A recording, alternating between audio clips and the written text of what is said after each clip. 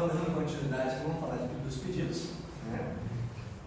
É o nosso quarto tópico da estrutura da petição inicial, né? Então, agora nós vamos relembrar alguns requisitos, alguns conceitos, para que a gente possa formular com segurança esses pedidos aqui. Vou remetê-los ao artigo 322, 324, que estabelece justamente que o pedido deve ser certo e o pedido deve ser determinado. Exceção ao pedido determinado, eu tenho um pedido genérico, que ele só é admitido em 3 hipóteses, né, previstas no parágrafo 1º do artigo 324, e fora essas 3 situações aqui, eu não tenho como formular um pedido genérico. Ok? Bom, eu até gosto de citar, né, um grande amigo meu, o professor Antônio Pereira Gaio Júnior, e ele traz 2 exemplos, né, que bem elucidam essa questão de pedido certo e determinado. Se o autor pede a condenação do réu em perdas e danos, o pedido é certo, mas não é determinado. Se o autor pede a condenação do réu em R$10.000 a título de perdas e danos, o pedido é certo e determinado. Então, toda vez que eu pedir indenização a dano material, quantia. Dano moral, a quantia. Pedido certo e determinado.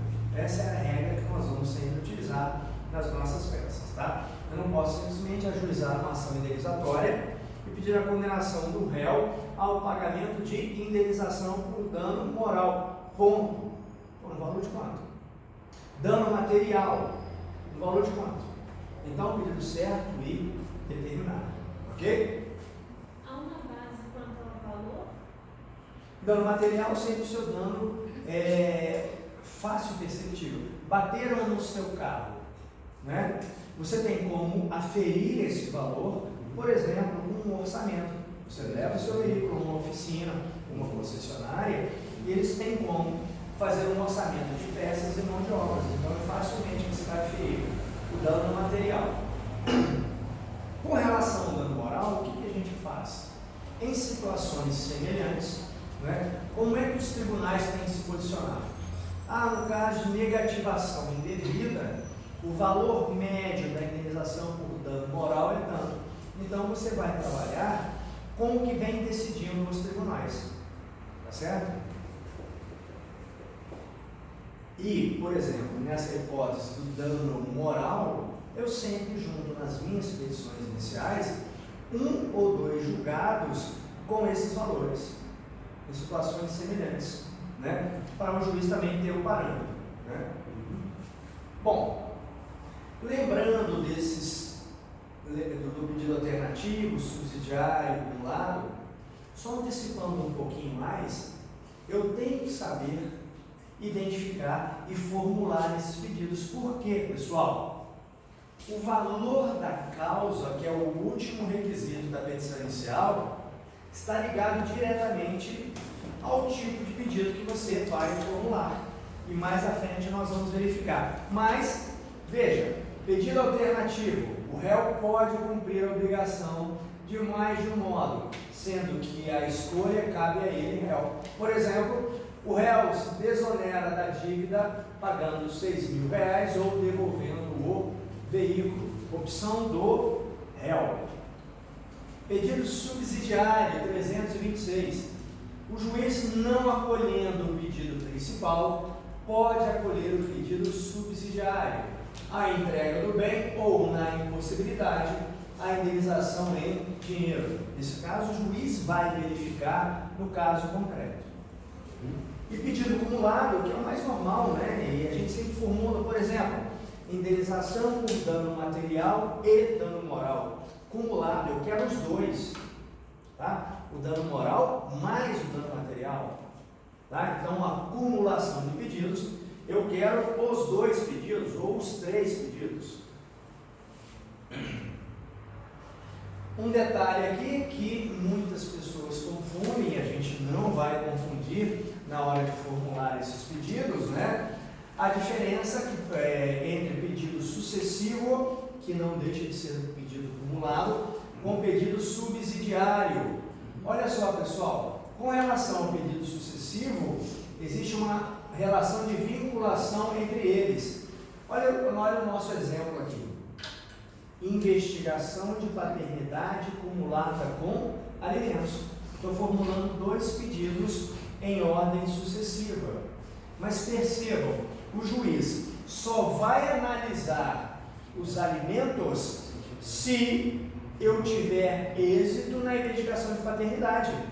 Porque se aquela pessoa indicada como suposto pai não for, vai fixar alimentos como? Né? E o vínculo ali de parentesco? Não tem. Então, no pedido sucessivo, para se analisar o pedido posterior, você tem que ter êxito no anterior. Ok? Já no pedido subsidiário, existe uma relação de importância entre eles. O juiz só vai analisar o posterior se ele afastar o pedido principal. Tá certo? Você formula 2 pedidos, né? O juiz, o que acontece? Se o juiz acolher o seu pedido principal, nem analisa. Quando é que ele vai analisar esse seu pedido posterior ou um pedido secundário com menor importância? Quando ele rejeita o seu pedido principal. Aí sim, ele passa a analisar esse aqui. Ok? Então, no pedido subsidiário, o posterior somente será analisado se o pedido principal for rejeitado. No pedido sucessivo, o pedido posterior somente será analisado se você tiver êxito no primeiro. Tá certo? Não, realmente ele é o pai. Agora nós vamos fixar os alimentos. Tá claro, então, a diferença entre pedido sucessivo e subsidiário? Então, é comum os colegas advogados utilizarem um pelo outro. Ok? Bom, não são pedidos, tá? Gratuidade da justiça. Ninguém ajuiza uma ação. Eu vou ajuizar uma ação para demonstrar que eu sou uma pessoa carente e conseguir os benefícios da gratuidade da justiça. Não, ninguém entra por isso. Prioridade na tramitação. Eu vou ajuizar uma ação só para eu ter prioridade na tramitação do feito, porque eu tenho uma doença grave, porque eu sou idoso. Então, tanto a gratuidade da justiça quanto a prioridade na tramitação são situações específicas e particulares que podem ocorrer em função das partes. Gratuidade da justiça. A pessoa não tem condições de arcar com as custas processuais e honorários. Prioridade na tramitação. A pessoa tem uma doença grave ou é um idoso. Então, nessas situações, o processo dessas pessoas, na prioridade da tramitação, eles passam na frente. O próprio nome diz, existe uma prioridade na tramitação dos feitos dos idosos e daquelas pessoas que têm doenças graves. Ok? Portanto, o que eu quero dizer com isso? Eu não coloco a gratuidade da justiça e a prioridade da tramitação como alíneas dentro dos pedidos, como pedidos. Então, por exemplo, eu peço dano moral e honorários advocatícios. Terminei os meus pedidos. Abro um tópico que se chama gratuidade da justiça e requeiro os benefícios da gratuidade da justiça. Abro um tópico, prioridade da tramitação. O autor, por ser idoso na acepção legal da palavra, da lei, né, conforme se verifica do seu documento de identidade, certidão de nascimento, certidão de casamento, onde tem a data de nascimento, o mesmo conta com 70 anos, portanto idoso, prioridade da tramitação. Então, tanto a gratuidade quanto a prioridade, eu não formulo como pedido, eu faço um tópico à parte. Mas vocês vão verificar em muitos manuais que os autores colocam como se fossem pedidos. Eu não acho adequado. O juiz vai analisar o pedido, o seu requerimento de gratuidade da justiça, formulado tanto num tópico à parte, quanto se ele fosse colocado como um pedido, lá dentro dos pedidos como uma das alíneas. O juiz vai analisar da mesma forma. Mas, tecnicamente, eu não considero correto colocar gratuidade da justiça e prioridade da tramitação dentro dos pedidos. Tá? Aí interfere uma coisa, colocar no início ou no final? Não. Questão de técnica e organizada. Tá?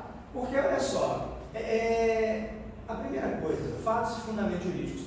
Alguns colegas colocam lá, primeiro parágrafo, inicialmente requer a gratuidade da justiça ou a prioridade. Está certo da mesma forma. Eu colocaria um pouquinho mais no final, tá certo? Depois dos pedidos. Isso não quer dizer que a minha petição está mais certa que a do colega, que a dele está errada. Não. É questão de redação do advogado, tá? Não interfere. O juiz vai analisar da mesma forma, mas eu acho mais adequado colocar após os pedidos. Mas se estiver lá no primeiro parágrafo, primeiro item, está valendo, tá? Bom, aí nós maceteamos, fizemos as remissões no artigo 319, inciso 4. Pessoal, voltamos para o nosso caso. Então, como é que eu formularia o meu pedido ou os meus pedidos neste caso aqui apresentado, do acidente de trânsito que houve dano material? Bom, dos pedidos e suas especificações. Então percebam que essa numeração dos parágrafos, ela é contínua, né? Olha só, ela não começa do 1 aqui. Paramos no 10, aqui já é o 11. E eu faço por alíneas. Isso aqui que eu falei para vocês. Eu não colocaria uma linha C aqui, requer os benefícios de gratuidade da justiça. D, requer a prioridade na tramitação do feito. Então eu faria num tópico à parte, tá?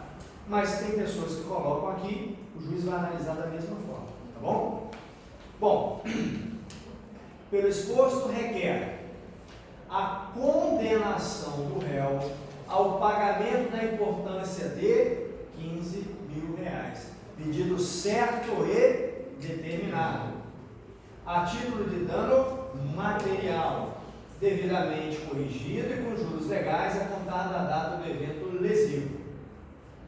A condenação do réu ao pagamento das custas processuais e honorários advocatícios de 20% sobre o valor da condenação, nos termos do artigo 85, parágrafo 2º do CPC. Pessoal, se eu esquecer de pedir a correção e os honorários, o juiz vai fixar da mesma forma. Isso é pedido implícito, tá? Já está subentendido que, ora, fiz um pedido, tá? Automaticamente o juiz vai fixar, vai inserir na condenação a forma de correção e os juros legais. Isso aqui é justamente o que? Para trazer o valor histórico para a data do pagamento. Se eu não colocar a atualização, se eu não colocar os juros, se eu não pedir o pagamento, os honorários, o juiz vai fixar da mesma forma. Mas a minha petição fica bem mais completa, bem mais apresentável, se eu formular dessa forma. Tudo bem? Professor, isso sobre a avaliação de 10 a 20% dos honorários. O juiz, olha só, veja. veja. 20 no intuito de... Eu quero que o juiz fixe 20 meus Obviamente, né? Mas o juiz vai verificar o que? A complexidade, o trabalho do advogado. Então o juiz vai analisar o trabalho do autor para aquela ação. Tá certo? Por exemplo, um julgamento antecipado, que não, né? Ou seja, ajuizou a ação, o réu contestou, teve réplica e não há necessidade de produzir outras provas. Não vai ter prova pericial, não vai ter audiência de instrução para ouvir testemunhas. Então o trabalho do advogado, em que pese muito importante, ele foi menor. Então o juiz, dentro desse desenvolvimento do trabalho do advogado e da complexidade, ele vai avaliar, olha, vou fixar 10, vou fixar 15, vou fixar 20%. Então isso aí o juiz vai verificar em função da atuação e da complexidade do juiz. Eu peço 20, eu quero 20%. Tá? Audiência de conciliação e mediação é um requisito obrigatória da petição inicial. Deixa eu dar um exemplo para vocês aqui. Aquela moça ali que brava. Pois é, eu não vou falar o nome dela, não, senão o pessoal do YouTube vai saber que ela é brava. Então, olha só, imagine a seguinte situação. A dona Maria alugou o imóvel para o João. O João, antes de entrar no imóvel, parecia a melhor pessoa do mundo, né? E algumas pessoas, depois que ocupam o imóvel, mudam completamente, né? Mudam completamente. Bom, já no primeiro mês, o inquilino, o locatário, já começou a apresentar problemas. Gritava muito, fazia muito barulho, enfim. E era uma coisa que incomodava a dona Maria. A partir do segundo mês ele não pagou aluguel. Terceiro mês não pagou aluguel. Quarto mês não pagou aluguel. E a dona Maria ficou morrendo de raiva dele, com toda razão, porque aquele dinheiro ela utilizava para complementar as despesas. Ela contrata um advogado. O advogado ajuiza uma ação de despejo.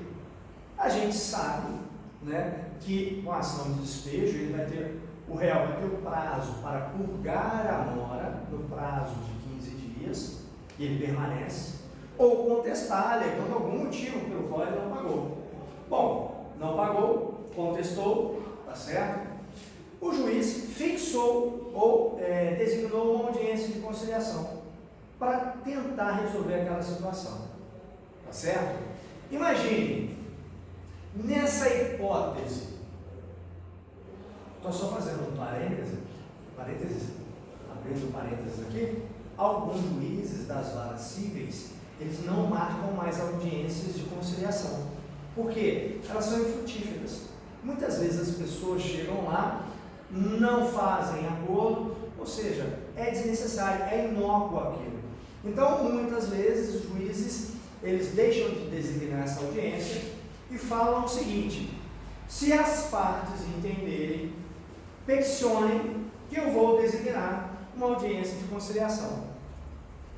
Né? Mas no rito aqui da nossa ação de despejo, foi citado para pagar em 15 dias o purgar, agora não pagou, contestou, mas peticionou junto.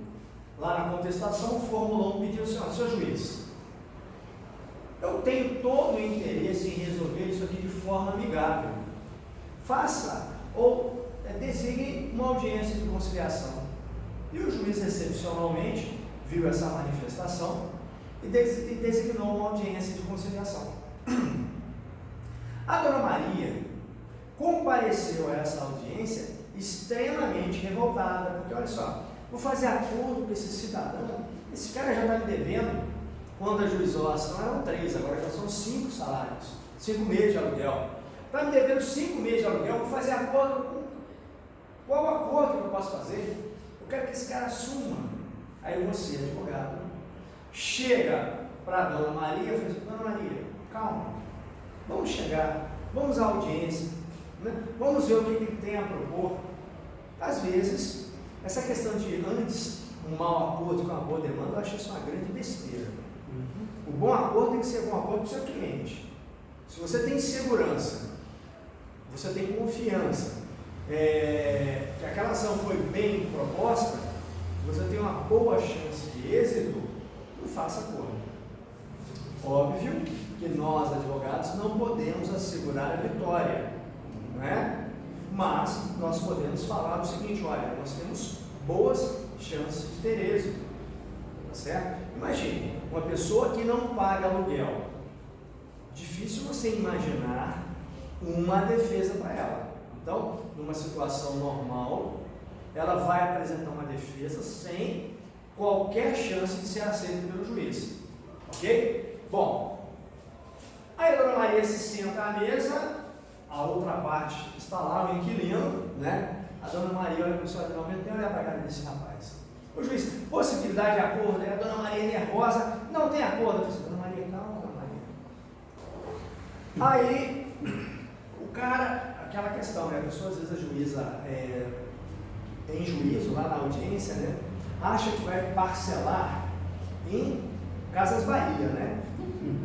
Não, estou devendo 10 mil reais, Não, eu tenho condições de pagar R$200 se quiser. Então faz aquela proposta indecente, né? E aí a dona Maria ficou morrendo de raiva, não tem como aceitar. Você advogado também não deixaria, porque o despejo ali é uma situação muito possível de acontecer. Mas o juiz, intercedendo, fala o seguinte: olha, deixa eu propor uma coisa, dona Maria, né? Vai ser bom para todo mundo e para o senhor também, inquilino. Entregue o imóvel. Vamos faz a entrega do imóvel em 30 dias. Aí a dona Maria fala assim: olha, nem morta, mais um mês sem pagar aluguel. Aí você se vira para a dona Maria e fala assim: dona Maria, se a senhora não fizer acordo, o processo vai para a sentença. Pode ser que o juiz sentencie de forma bem rápida, mas pode ser que demore um pouquinho. Se o juiz sentenciar e decretar o despejo, ele pode fixar ou determinar que a senhora faça o depósito de alguns meses de aluguel, que a lei 8.245 determina, para que haja despejo imediato. A senhora vai ter essa grana. Se a senhora não fizer isso, ele vai recorrer para o tribunal. Vai perder, mas ele vai ganhar tempo. Então, dona Maria, é mais 6, 7, 8 meses. A senhora quer trocar um mês por 8 meses? A senhora acha viável isso? Claro que não, então vamos aceitar o acordo. Pessoal, a partir do momento que se faz o acordo, o juiz homologa. Se em 30 dias ele não sair, você vai pedir o despejo compulsório. Olha o caminho que você encurtou. Então, por mais que pareça num primeiro momento um péssimo acordo, imagine o tempo que esse processo ia demorar. 30 dias. Você comunica ao juiz e pede o despejo compulsório. Vai o oficial de justiça lá acompanhado, inclusive até por força policial, se for o caso, né? E o cara sai da casa. Então é vantagem fazer a conciliação? Claro que tem.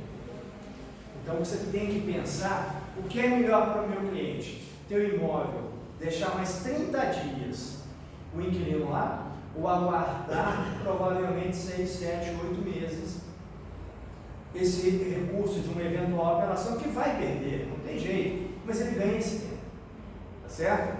Então a gente tem que analisar bastante essa questão.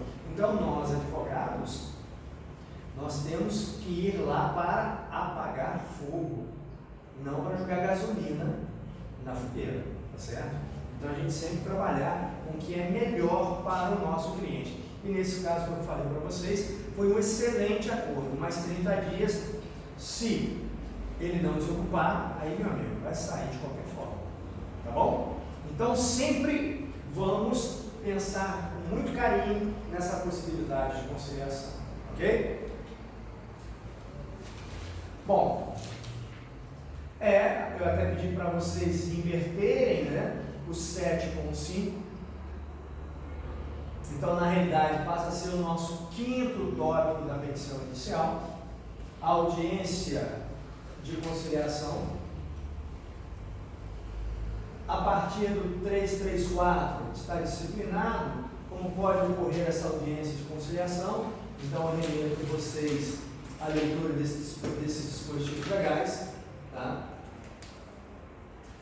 Como ficaria esse tópico materializado na minha petição inicial? 12. Perceberam que para cada inciso da minha petição inicial eu vou nominá-lo? Então, olha lá. Da audiência de conciliação ou mediação. A autora informa que tem ou não tem interesse na autocomposição e, por consequência, na designação de audiência de conciliação e mediação. Então, vamos analisar isso que eu falei para vocês. Às vezes, a conciliação é muito boa para o seu cliente, tá certo? Nesse nosso caso aqui, não foi um mau acordo, foi um excelente acordo. Porque se ela ficasse intransigente, o inquilino poderia ficar muito tempo lá e o prejuízo dela seria grande, né? E nesse caso em particular, ele abria a torneira, ela via, ouvia, né, água escorrer, ele gastou muita água, então assim, fez muita raiva. Então, foram os últimos 30 dias de dissabor da Dona Maria, tá? Então prestem atenção nessa questão. Provas. Pessoal, eu só vou distribuir uma ação, né, se após conversar com o meu cliente ele me apresentar documentos ou eu ter a certeza que aqueles fatos que eu estou alegando na minha petição inicial, por exemplo, eu consigo provar com testemunhas, tá certo? Evidentemente que eu tenho a prova pericial também, enfim, eu tenho que estar muito certo na minha cabeça do advogado que tudo que eu estou alegando eu vou provar. Alguém pode ler para mim, por favor, o artigo 373 do CPC, o caput?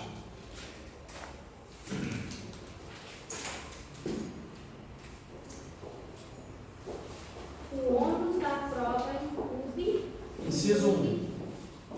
ao autor quanto ao fato constitutivo de seu direito. Alguém tem alguma dúvida que o autor tem a obrigação de fazer esse tipo de prova? Dos fatos constitutivos do seu direito? Então veja, eu só vou propor uma ação, advogado, se eu tenho certeza que eu vou conseguir provar aquelas minhas alegações. Aquela história, olha, propõe ação, depois eu arranjo uma testemunha. Não arranja, acabou. Se você não prova, ou se você não atua de acordo com o 373, inciso 1º, se você não se desincumbe desse ônus, qual é o resultado para o seu pedido? Pedido julgado improcedente, tá certo? Simples assim. Bom, sexto tópico da minha petição inicial. Só lembrando, olha só, pessoal, as partes têm o direito. Então veja, no CPC revogado, olha o texto como era. Todos os meios legais, bem como os moralmente legítimos, ainda que não especificados nesse código, são hábeis para provar a verdade dos fatos, em que se funda a ação ou a defesa. Esse era o texto anterior. Olha como veio agora no novo CPC. As partes têm o direito de empregar todos os meios legais. Tem o direito. Então veja, a regra é, você pediu, o juiz defere. Você tem o direito de provar. Evidentemente, né, que o juiz conduz o processo. Uma prova totalmente desnecessária, ele pode indeferir. Mas a regra é deferir. É direito meu, parte, produzir. Até porque, pessoal, essa prova bem feita, se mal analisada ou interpretada, ela vai ser analisada novamente aonde? No tribunal. Não é? Então, a parte tem o direito de produzir a prova. O juiz tem que deferir. Claro, poderá indeferir provas que não vão apurar ou esclarecer absolutamente nada. Tá? Mas a regra é deferir. E, pessoal, se o juiz indefere uma prova e, em função desse indeferimento, o autor perde a ação, ou o réu é condenado nos pedidos formulados pelo autor. Então, a parte que teve uma prova indeferida atrapalhou na defesa dos direitos dela? Se o autor quer, por exemplo, uma prova para produzir determinado fato e o juiz indefere, esse indeferimento prejudicou o juiz? Prejudicou a parte? Sim. Vamos lá para o réu. O réu requer a produção de uma prova e o juiz indefere. E esse indeferimento fez com que aqueles fatos que o réu queria provar não conseguiu. Então, quando ele for interpor um recurso, o que ele vai alegar, pessoal? Cerceamento de defesa. Cerceamento de defesa gera a nulidade da sentença. volta para a primeira instância para que a prova seja produzida. Certo? Então, as partes têm o direito, é claro, nós advogados vamos formular esse pedido de provas com sabedoria, né? Aquele pedidozinho genérico, né? Protesta por todos os meios admitidos em direito, pelo amor de Deus, né? A prova que eu quero produzir, por exemplo, é para provar o ato ilícito do réu. Pode ser o quê? Prova testemunhal. Poxa, eu preciso de prova pericial? Não, por que eu vou então pleitear a prova pericial? Evidentemente que isso é um tópico da petição inicial. E um pouco mais adiante, no curso do processo, o juiz vai parar, vai analisar o processo, vai verificar se existe alguma irregularidade a ser sanada e vai intimar as partes. Vem cá, pessoal, diante de tudo que aconteceu aqui, vocês querem produzir mais alguma prova? Se pretendem, me fala qual e justifica. Então, você lá na frente, porque olha só, pessoal, eu vi uma palestra uma vez, ainda o CDC estava por entrar em vigência, e o palestrante falou o seguinte: olha, eu acho uma bobagem você botar esse requisito aqui. Porque olha só, você faz a sua petição inicial e dependendo da contestação, pode ser necessária uma prova documental, pode ser necessária uma prova pericial, mas ele falou o seguinte: olha, mas isso é apenas uma crítica, tá? Você pode requerer um monte de provas, se o cara vem e confessa, não precisa mais nada, tá? Mas, isso aqui foi só uma observação que ele fez, eu achei muito interessante, tá? Mas independente disso, a prova com que o autor pretende provar as suas alegações. Então, você vai requerer especificamente esse tipo de prova. Não protesta por todas as provas admitidas em direito, não. Especifica aquela prova que você quer. Olha, eu pretendo produzir prova oral, quero depoimento pessoal, quero a prova testemunhal, ou só quero uma prova pericial. Tá certo? Por exemplo, erro médico. Basicamente, o juiz vai se basear numa prova pericial médica. Um outro médico, ou um outro dentista, dependendo, né? Vai analisar o serviço que foi feito, a operação que foi feita, o procedimento que foi feito e vai dar um laudo pericial. Ora, eu concluo que o fulano de tal, o médico tal, realmente cometeu um erro médico. Até porque nós, advogados, né, e o juiz não tem conhecimento técnico para verificar ou para apurar se aquele procedimento do médico foi errado, foi equivocado ou não foi, se foi empregada a melhor técnica. Então, para essas matérias para as quais o juiz não detém conhecimento específico, ele nomeia um perito para auxiliá-lo nesse processo, tá bom? Então aqui, somente as provas específicas para provar o alegado, tá? Você não precisa, prova pericial, inspeção judicial, e isso e aquilo, não há necessidade. Então, muitas pessoas pegam aqueles modelinhos, né, de petição inicial e deixam esse tópico das provas. Então não façam isso. Pretende provar o alegado com prova pericial. É o que basta? Ponto, acabou. Tá? Lembrando que mais lá na frente o juiz vai voltar a perguntar para as partes: chegamos nesse ponto aqui.